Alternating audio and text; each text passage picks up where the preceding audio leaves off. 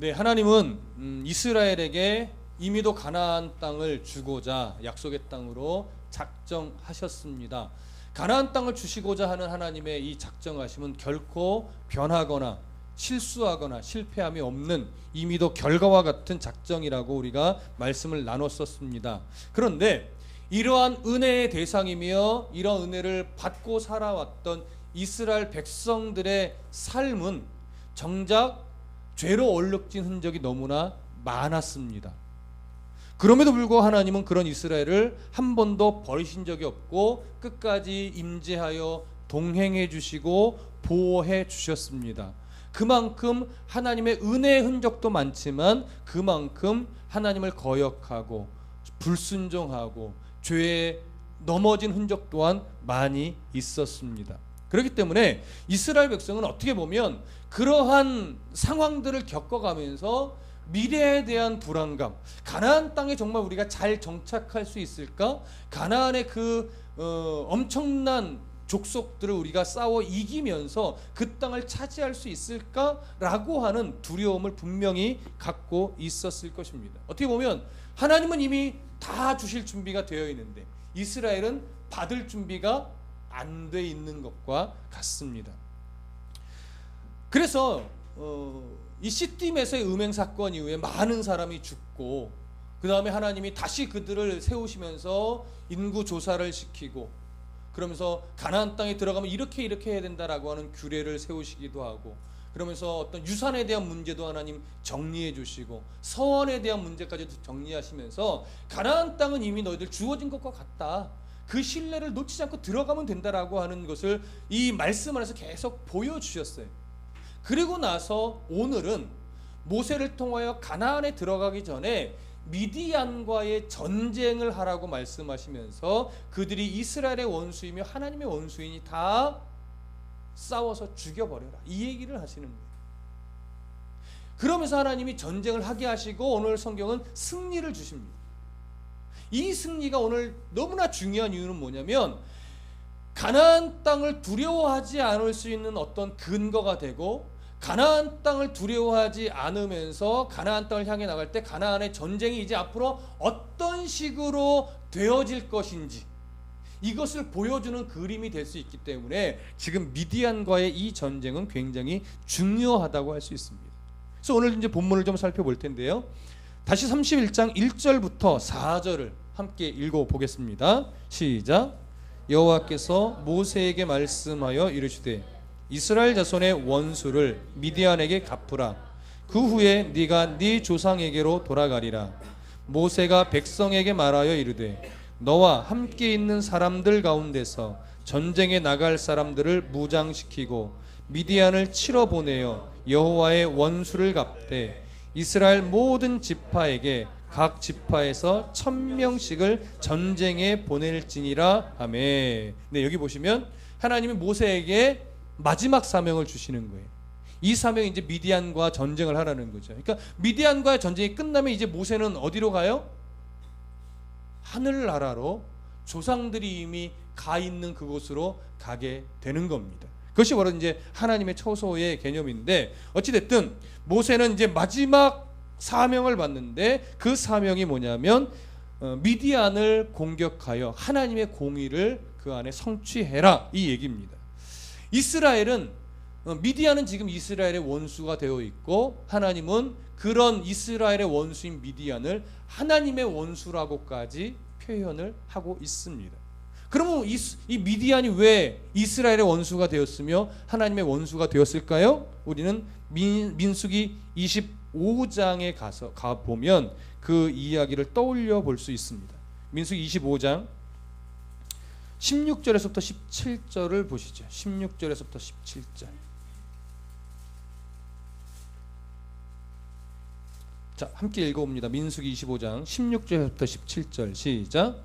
여호와께서 모세에게 말씀하여 이르시되 미디안인들을 대적하여 그들을 치라. 이는 그들이 속임수로 너희를 대적하여 부올의 일과 미디안 지휘관의 딸 곧 부올의 일로 연병이 일어난 날에 죽임을 당한 그들의 자매 고스비의 사건으로 너희를 유혹하였음이니라. 자, 무슨 사건인지 기억이 나실 거예요. 그렇죠?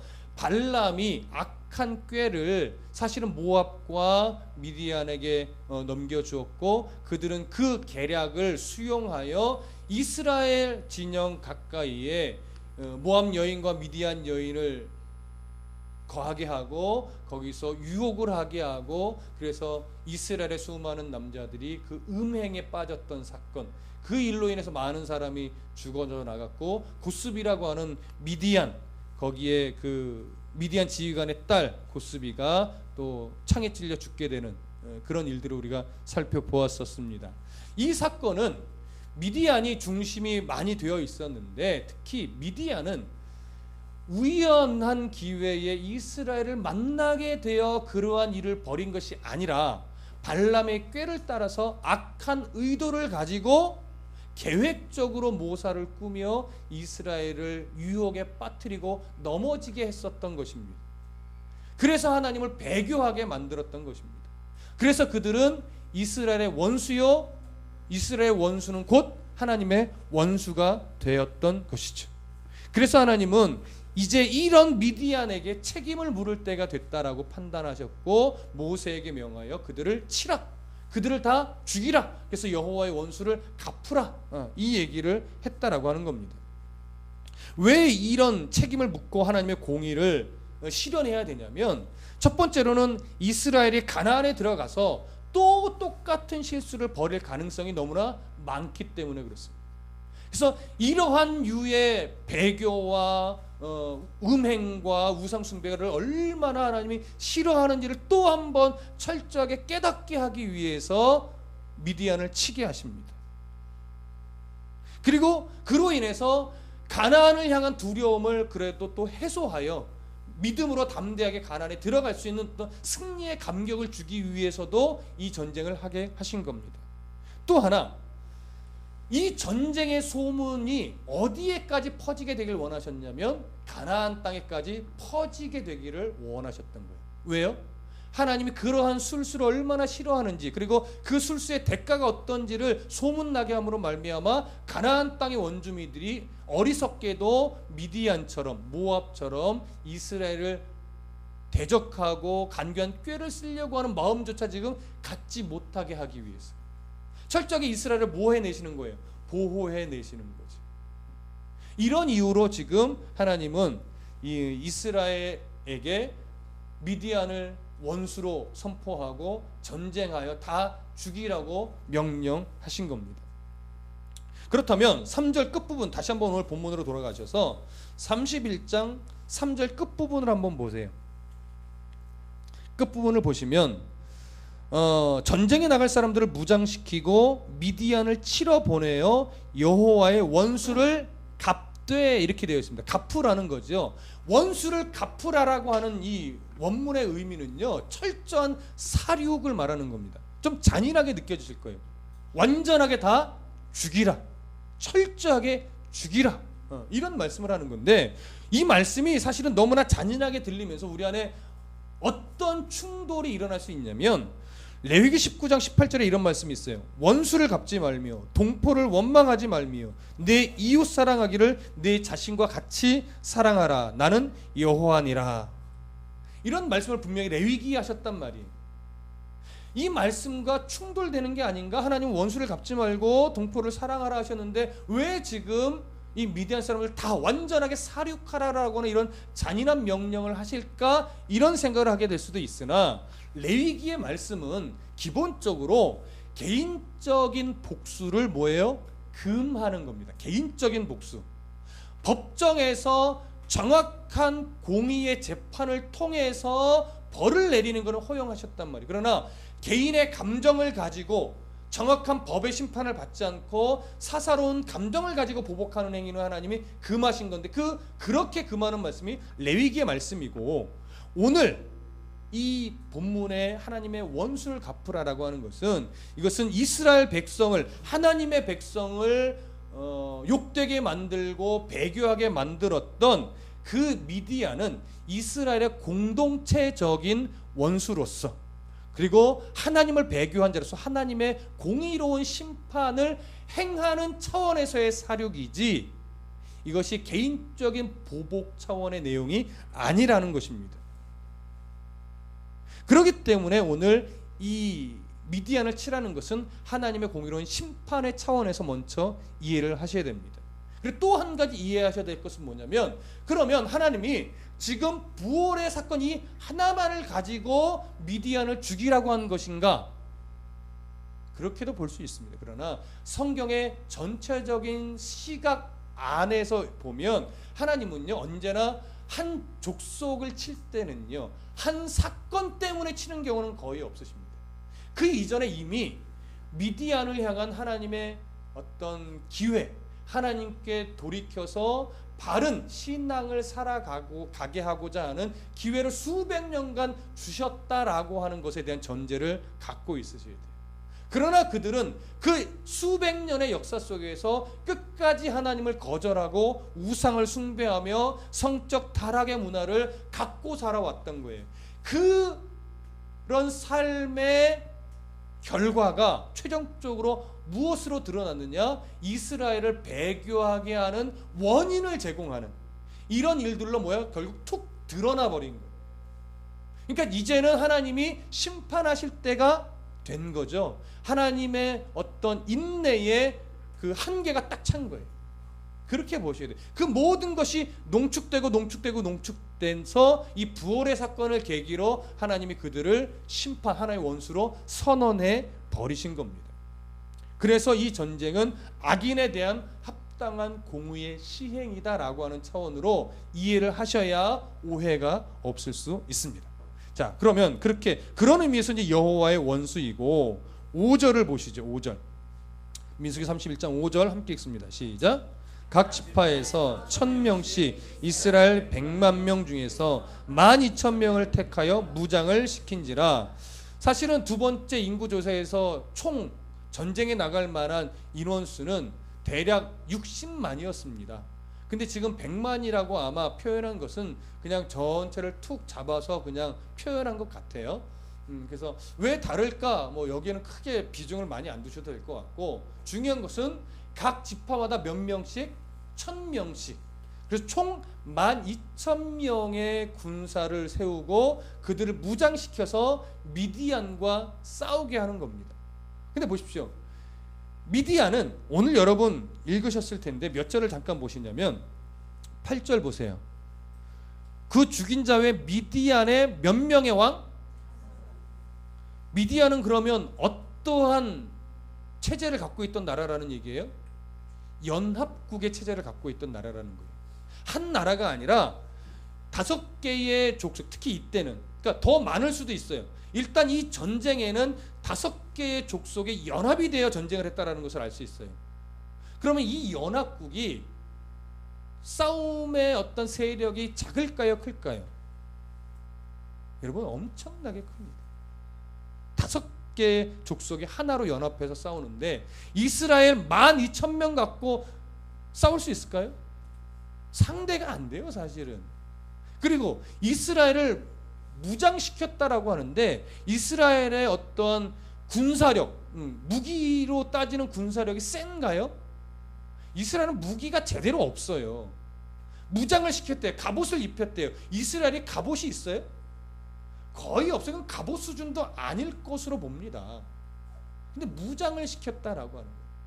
그 무장을 시켜서 전쟁에 내보냈대. 그 말하자면 미디안 대국인데, 그리고 전쟁을 수없이 해온 나라이고 굉장히 잔인한 민족인데 그 무기도 없는 이스라엘을 12,000명만 뽑아가지고 전쟁에 내보낸다는 것은요, 이건 도대체 상식적으로는 말이 안 되는 거예요.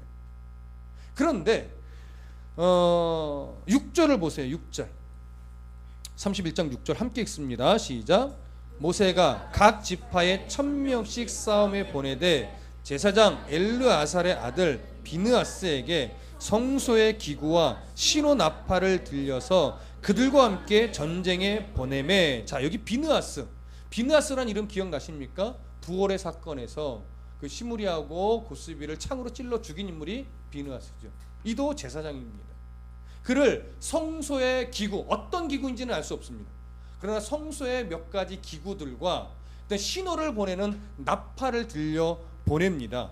그리고 이 성소의 기구에 언약궤가 있는지 없는지는 정확하게 알 수 없습니다. 종종은 있는 것으로 이야기를 하기는 하지만 정확한 근거는 약합니다. 어쨌든 있을 수도 있고 없을 수도 있지만 성소의 기구와 신호하는 나팔을 들려서 전쟁에 함께 보냈습니다. 그러면 한번 저를 봐보세요. 왜 제사장에게 성소의 기구들을 들려서 이 전쟁터에 함께 보냈을까요? 한번 생각해 보십시오. 혹시 이 제사장과 함께 성소의 기구를 들려 보내는 것이 어떤 승리의 부적처럼 여기고 보낸 걸까요? 그렇지 않습니다. 이건 하나님께서 그렇게 하라고 명령하신 것에 순종하는 거거든요. 승리의 부적으로서 보낸 것이 아니라 이 전쟁의 성격이 무엇인지를 보여주기 위한 의도로 함께 가게 한 겁니다. 그러면 이 전쟁이 일반적인 정복의 전쟁일까요? 하나님의 원수를 갚아야 하는 영적 전쟁일까요? 예, 그러니까 거룩한 전쟁이라고 표현하는 것이 더 맞겠죠. 하나님의 원수를 갚는 거룩한 전쟁, 성전이라고든지 한자로 표현하지만 거룩한 전쟁이란 말이에요. 그러니까 이것을 일반적인 전쟁의 개념을 가지고 싸워서는 안 되는 거예요. 하나님의 원수를 갚는 차원의 전쟁으로 이해를 하고 가야 되는 거죠. 그러니까 이스라엘 백성들이 미디안과 싸울 때 제사장이 울리는 나팔과 제사장이 함께 가지고 간 성물들을 계속해서 보면서 이 전쟁은 단순한 복수나 정복의 문제가 아니지 하나님의 원수를 갚는 싸움이지, 이걸 알고 믿음의 순종함을 가지고 나아가야 되는 거예요. 그러니까 보세요. 오늘 5절에서 그 12,000명을 무장시킨다 할 때 이 무장에 별 의미가 없어요. 이걸 조금 우리가 우리의 삶에 좀 적용하기 위해서 이렇게 좀 제가 좀 풀어볼 수 있어요. 무장을 하기 위해서 먼저 뭘 해야 됩니까? 두 가지 행동을 하게 되는데, 첫 번째는 몸에 거추장스러운 옷을 다 벗어야 돼요. 그러고 나서 뭐예요? 싸우기 위한 옷을 입어야 되는 거죠. 어쩌면 이들이 무장해야 될 것은 불신이라고 하는 어리석은 생각들을 벗어던지고 거룩한 전쟁임을 알고 하나님의 뜻대로 순종하고자 나아가는 어떤 신뢰, 믿음, 순종의 자세, 이것들로 무장해서 나가야 되는 전쟁일 것입니다. 손에 칼을 들기보다 순종의 자세. 오늘날 영적인 우리의 믿음의 군사로서의 자세도 마찬가지입니다. 기도로 무장하고 말씀으로 무장하는데, 늘 예배하며 하나님 앞에 늘 서는데도 세상 속에서 지치고 힘들고 자꾸 실패하는 이유가 뭐예요? 뭘까요? 아직 믿음의 거추장스러운 옷들 있지, 하나님을 신뢰하지 못하게 만드는 여러 가지 내 마음의 불순물들이 있을 겁니다. 그런 것들을 철저하게 끊어내지 못한 상태에서 기도하고 말씀 앞에 나아가려고 하니까 때로는 이기는 것 같기도 한데 너무나 자주 넘어지는 거예요.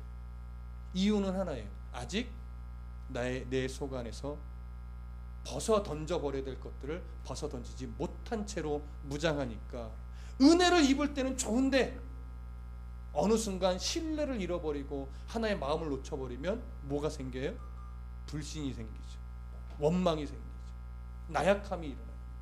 그게 바로 여기에 이스라엘을 무장시킨다 할 때 그 무장하여 옆에 늘 무엇과 같이 가야 되느냐? 제사장, 성소의 기구, 나팔 함께 가야 돼요. 그래서 우리가 늘 예배에 힘쓰고 늘 기도에 힘쓰고 늘 말씀을 읽으며 내 삶에 적용하려고 힘쓰는 이유가 그거예요. 우리의 인생이 믿음의 군사로서의 삶이기 때문에. 그게 불편하고 싫으니까 그런 삶을 아예 눈을 안 돌리는 거지, 그건 안 돌린다고 되는 일이 아니에요. 왜요? 이미 예수 그리스도를 믿는 그 순간 하나님 우리에게 전신갑주를 입히시고 영적 전쟁터에 떨어뜨려 놓으셨단 말이에요. 이미도. 그거 싫다고 안 싸울 수 없습니다. 싸워내야만 하고 하나님 싸우게 만드실 거고, 비록 돌아가는 한이 있어도 하나님 그 사람을 전쟁터에서 잘 싸우는 믿음의 군사로 계속해서 그 삶을 인도하고 방향을 틀어가실 것이기 때문에 그렇습니다. 어차피 우리는 그 삶을 살아야 돼요. 그러면 오늘 말씀에 있는 대로 우리는 먼저 내 믿음의 거추장스러운 옷이 무엇인가를 계속 분별하여 생각하고 그것을 벗어던지는 싸움을 먼저 하셔야 돼요. 그리고 기도와 말씀으로 나를 무장시키면서 언제나 하나님의 동행하심을 잊지 않고 내가 무엇을 가지고 싸워야 되는 걸 생각하면서 우리의 삶을 한 걸음 한 걸음 가시려고 하는 이 애씀이 필요해요. 그래서 신앙은 천편일률적 아닙니다. 여러분들의 상황과 형편과 여건 안에서 철저하게 1대1로 하나님과 계속 만나는 싸움, 묻는 싸움, 그래서 보여주시고 깨닫게 해주신 대로 내가 붙잡고 가는 싸움을 하셔야 돼요. 누구처럼 살 수 없고 누구와 똑같은 걸음을 걸을 수 없습니다. 내게 주신 길이 있고 내가 가야 될 길이 있는 거예요. 그게 누구보다 못하고 더 우월하고 이런 거 없습니다. 내게 주신 길이라면 그 길이 가장 뭐예요? 귀한 길이에요. 내게 걷게 하신 길이 비록 가시밭길일지라도 그것이 하나님이 나에게 원하셨던 길이라면 그 가시밭길이 하나님이 보실 때는 그 황금길을 걷는 누구보다 더 존귀한 길로 우리 하나님은 인정하십니다. 그걸 보실 수 있는 믿음이 우리에게 필요합니다. 하나님이 나와 함께 하시기 때문에. 자, 그래서 7절과 8절 다 같이 읽어보겠습니다. 7절과 8절 시작. 그들이 여호와께서 모세에게 명령하신 대로 미디안을 쳐서 남자를 다 죽였고 그 죽인 자 외에 미디안의 5 왕을 죽였으니 미디안의 왕들은 에위와 레겜과 수루와 후루와 레바이며 또 부올의 아들 발람을 칼로 죽였더라. 자, 이 12,000명을 가지고 몇 명이나 되는지 모르겠으나 수많은 미디안 대군의 남자들을 다 죽였어요. 그리고 5 왕들을 죽였어요. 거기다가 누구까지 죽였어요? 발람. 여러분, 발람은 발락 왕의 미움을 받고 결국 사실은 쫓겨, 너 고향으로 가버려라. 그렇다면 내가 너 죽일 것 같다. 그래서 고향으로 쫓겨난 인물이에요. 근데 고향으로 가다가 그 발걸음을 멈추고 모압과 미디안의 악한 꾀를 내서 이스라엘을 넘어지게 만드는 장본인이죠. 그래서 이스라엘의 수많은 사람이 죽고 나가기도 했는데 그러한 악한 꾀를 내었음에도 불구하고 아직도 고향으로 안 가고 어디에 있어요? 미디안 왕들과 함께 있는 거예요. 이들이 이 발람이 무엇을 하며 있었는지 정확하게 말하기는 어려우나 우리가 어떤 추측은 해볼 수 있냐면 부월 사건 이후에 십디메스의 그 사건 이후에 발람은 또 다른 꾀를 해서 어떻게 해서든 이스라엘을 넘어뜨리려고 꾀를 전략을 짜고 있었을 수도 있다라고 하는 거죠. 그러니 여러분, 발람은 어떤 사람은 그래도 하나님 앞에 바른 선지자였는데 악한 꾀를 해서 나쁜 선지자가 됐다 이렇게 말하지만 저는 그렇게 보지 않습니다. 다른 성경의 몇 구절을 좀 보면 발람을 향하여 무엇이라고 말하냐면 거짓 선지자라고 말합니다. 발람은 거짓 선지자입니다. 그래서 발람이 여기서 죽음으로 말미암아 사실 진짜 원인 제공을 한 자에 대한 심판을 하게 하는 것이죠. 그렇게 지금 이스라엘은 그 엄청난 미디안 대군과 그의 왕들과 진짜 흉악한 꾀를 냈던 발람까지 여기서 다 죽여버림으로 말미암아 하나님의 공의를 실현합니다. 우리가 그 모습을 이제 보게 되고 9절부터 12절을 함께 읽습니다. 9절부터 12절 시작. 이스라엘 자손이 미디안의 부녀들과 그들의 아이들을 사로잡고 그들의 가축과 양떼와 재물을 다 탈취하고 그들이 거처하는 성읍들과 촌락을 다 불사르고 탈취한 것, 노력한 것, 사람과 짐승을 다 빼앗으니라.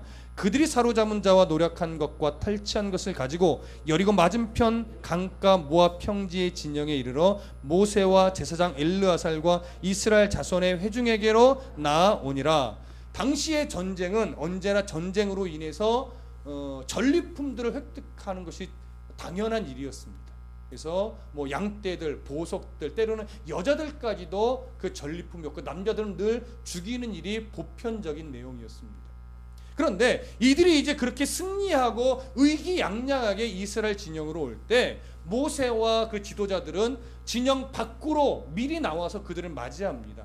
이유는 뭐냐면 환영하는 마음도 있었겠지만 전쟁을 해서 시체를 만지고 사람을 죽였기 때문에 이 부정을 정결의식을 통해서 깨끗하게 한 후에야 진영 안으로 들어올 수 있기 때문에 그렇습니다. 그래서 진영 안으로 들어오기 전에 미리 진영 밖에서 만나고 맞이하는 거예요. 근데 맞이하는 모습을 좀 보십시다. 13절부터 16절까지 함께 읽습니다. 시작. 모세와 제사장 엘르아살과 회중의 지도자들이 다 진영 밖에 나가서 영접하다가 모세가 군대의 지휘관 곧 싸움에서 돌아온 천부장들과 백부장들에게 노하니라. 모세가 그들에게 이르되 너희가 여자들을 다 살려두었느냐? 보라, 이들이 발람의 꾀를 따라 이스라엘 자손을 부올의 사건에서 여호와 앞에 범죄하게 하여 여호와의 회중 가운데에 연병이 일어나게 하였느니라. 모세가 위로하고 격려해요? 아니면 진노하며 책망해요? 진노하며 책망합니다. 오늘 본문에서 그 이유가 나타나 있죠. 이유가 뭐예요? 여자들을 왜 살려두느냐 이거예요. 그러나 일반적인 전쟁이라면 여자들까지도 전리품으로 데리고 와서 때로는 아내를 삼을 수도 있고 때로는 종으로 부릴 수 있었어요. 문제가 되지 않았습니다. 그러나 이 전쟁은 일반적인 전쟁이라고 했어요? 아니요. 하나님의 원수를 갚아 하나님의 공의로운 심판을 행하는 전쟁이란 말이에요. 그렇다면 당연히 미디안의 남자들, 미디안의 왕들, 그 다음에 발람, 하나님의 원수 맞죠? 다 죽여야 되는 게 맞아요. 그런데 진짜 이스라엘을 넘어지게 했던 중심에 원래 누가 있어요? 여자들이 있단 말이에요. 그러니까 지금 여기 살려 포로로 데리고 온 이 여인들 중에 실제로 이스라엘을 성적으로 유혹하여 넘어뜨리게 한 여인들도 있을까요, 없을까요? 당연히 있죠. 당연히 있죠. 이것 때문에 이스라엘을 향하여 하나님이 모세가 노한 거예요. 하나님의 원수를 갚는 싸움이기 때문에 제사장까지 딸려 보냈는데 너희들은 어떻게 전쟁을 했길래 이 하나님 앞에 배교하게 만들었던 악한 세력의 중심에 있었던 여자들을 그냥 살려서 왔느냐? 저들도 하나님의 원수인 걸 너희들이 몰랐느냐 이 얘기예요. 미디안은요 얼마나 하나님 앞에 악한 민족이었냐면 17절 18절 읽어보세요. 17절 18절 시작. 그러므로 아이들 중에서 남자는 다 죽이고 남자와 동침하여 사내를 아는 여자도 다 죽이고 남자와 동침하지 아니하여 사내를 알지 못하는 여자들은 다 너희를 위하여 살려둘 것이니라. 여기 보면 아이들과 여자들을 포로로 데리고 왔는데 모세는 하나님의 뜻 안에서 무엇이라 명령하면 아이들 중에 남자는 일단 다 죽여라. 그리고 아이들 중에 여자들 중에 사내를 아는 여자도 다 죽여라. 다만 여자들 중에 사내를 아직 모르는 여자들만 살려둬라. 그러니까 사내를 모르는 여자들은 나이가 많은 여자일까요? 적은 여자일까요? 적은 여자도 당연히. 아직 성적으로 무슨 행위를 할 수 없는 어린 여자들. 그 아이들은 그래도 우상의 도구로 쓰임받지 않았기 때문에 이들은 하나님을 가르치고 정결의식을 행해서 이스라엘의 아내로 삼거나 종으로 삼기를 하나님 그냥 허락하신 것뿐이에요. 그런데 여기 사내를 아는 여자라고 하는 것은 여기서 말하는 사내를 알다라고 하는 것은 비정상적인 성관계를 가지고 있는 여성을 말하는 건데 여기서 말하는 비정상적인 성관계라고 하는 것은 무엇과 연관되어 있는 표현이냐면 우상 숭배의 행위와 연관된 성행위를 말하는 거예요. 근데 우리가 놀랄 수밖에 없는 이유는 뭐냐면 미디안과 같이 우상을 숭배하는 족속들은요 부부간의 정상적인 성행위마저도 다산과 풍요를 기원하는 제의적인 행위로서의 성관계를 해요. 무슨 말씀인지 이해되세요? 부부간의 아름다운 성관계가 아니라 부부간의 관계임에도 불구하고 이것은 다산과 풍요를 기원하는 제사 행위다라고 그들은 규정하고 그런 식으로 관계를 맺는다는 겁니다. 그러니 이러한 족속들 안에 우상과 상관없는 정상적인 성행위가 있었을까요? 없었을까요? 있었다고 보기 어려운 거예요. 그러니 보세요. 누가 정상적인 성관계를 한 사람이고 누가 우상 숭배한 성관계를 행한 사람인지 구분이 돼요? 안 돼요. 그리고 또 하나, 누가 사내를 아는 여자이고 누가 사내를 모르는 여자인지 구분이 돼요? 우리는 몰라요. 어떻게 구별했는지는 모르겠어요. 근데 이스라엘은 그것을 구별하여 사내를 아는 여자까지 다 죽여버려요. 그렇기 때문에 하나님의 진노의 심판이라고 말할 수 있는 거예요. 우상과 관련된 모든 자는 다 하나님의 원수요, 그래서 심판의 대상이 되어 다 하나님이 죽이라고 명하신 거죠. 철저한 사륙인 겁니다. 그래서 철저한 심판인 겁니다. 그것이 바로 하나님의 원수죠. 그러고 나서 전쟁 이후에 하나님은 이 미디안 군사를 7일 동안 정결의식을 하게 하고 탈취한 노략물들도 불이나 물을 통과하게 하여 정결의식을 행하게 하고, 물론 이 살려둔 여인들도 이런 정결의식을 다 행하게 한 후에 하나님의 진영 안으로, 이스라엘 진영 안으로 들어오게 한 겁니다. 오늘 우리는 이 말씀들을 통해서 분명하게 우리가 먼저 이해해야 되는 것은, 나도 영적인 군사라고 하는 사실을 먼저 인정하실 수 있으셔야 돼요. 여러분, 믿음의 군사라는 사실을 아십니까? 하고 내가 무슨 군사예요? 말할 수 있겠지만 하나님은 우리를 모두가 다 예수 그리스도를 인정하는 그 순간 영적인 믿음의 군사로 우리를 불러 세워 놓으셨어요. 그렇기 때문에 우리가 이 사실을 이제 인정한다면 우리는 내가 믿음의 군사로서 얼마나 세상에서 악한 것들과 내가 구별되어 살아가고 있느냐를 점검하셔야만 합니다. 그래서 내가 믿음의 군사답지 않게 만드는 요인이 무엇인가를 또 점검하셔야 됩니다. 나를 믿음의 군사라는 사실을 자꾸 잊게 만드는 요인 중에 여러 가지가 있을 겁니다. 여러분, 이스라엘 백성들이 미디안과 싸울 때 왜 이 여자들을 살려뒀을까요? 처음에 이 여자들이 하나님의 원수인 걸 몰랐을까요? 아니요, 그렇지 않았을 겁니다. 누구를 죽여야 되는지 다 알고 있었을 겁니다. 그럼에도 불구하고 이 여자들까지 다 살려둔 이유는 남자들 다 죽이면 이미 전쟁에 승리한 것처럼 보이는 거예요. 그리고 전리품을 막 끌어모으다 보니까 그 기쁨에 도취하여서 여자들까지 죽여야 됐다는 생각을 뭐예요? 잊어버리는 거죠. 여러분, 우리에게 하나님의 믿음의 군사임을 잊어버리게 만드는 요인은요, 꼭 없는 거, 부족한 것만이 아니에요. 너무 많이 가져서 내가 믿음의 군사임을 잃어버리게 만드는 요인도 있다라는 것 아셔야 됩니다. 그래서 하나님을 잊어버리고 교만에 빠질 만큼 너무 많이 가지셔서도 안 돼요. 그러나 하나님을 원망할 만큼 너무 심한 궁핍에 빠지는 것도 옳지 않겠죠. 그래서 늘 우리가 기도하는 내용이 뭡니까? 하나님 앞에 교만 떨 만큼 많이 가지지도 않도록, 그러나 없어서 하나님 원망할 만큼 너무 못 가지지도 않도록 하나님 늘 주를 위해 살아가는 그 적당한 일용할 양식을 내게 허락해 주십시오. 이게 우리의 기도 제목인 것이죠. 교회도 마찬가지입니다.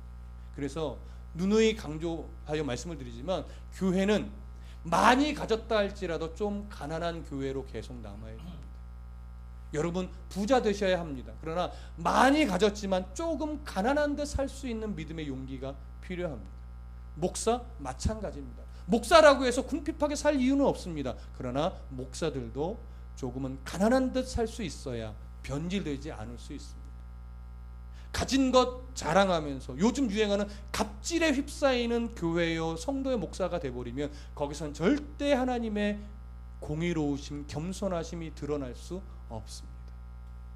그래서 하나님 앞에 겸손을 가지고 조금 가난한 듯, 내가 이 믿음의 군사임을 잊어버리게 만드는 요인들을 높은 것이든 낮은 것이든 찾아서 그것들을 다 끊어내면서 군사로서 담대하게 바르게 살아내시는 그런 우리 모두가 되기를 소원합니다. 기도하겠습니다.